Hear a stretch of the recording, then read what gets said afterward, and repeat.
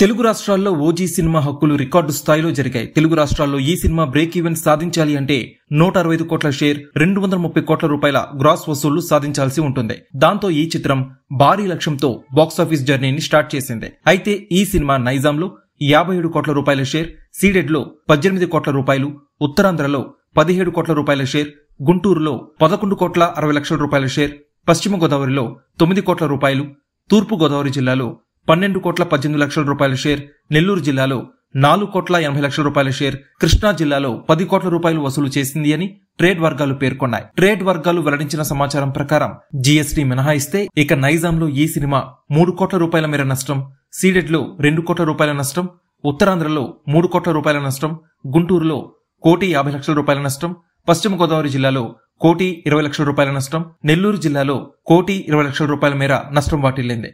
GST తిరిగి ఇస్తే ఈ సినిమాని డిస్ట్రిబ్యూట్ చేసిన వారందరికీ బ్రేక్ ఈవెన్ అయ్యే అవకాశం ఉంది. కొంతమంది లాభాలతో ముగిసే అవకాశం లేకపోలేదు అని ట్రేడ్ వర్గాలు తెలిపాయి.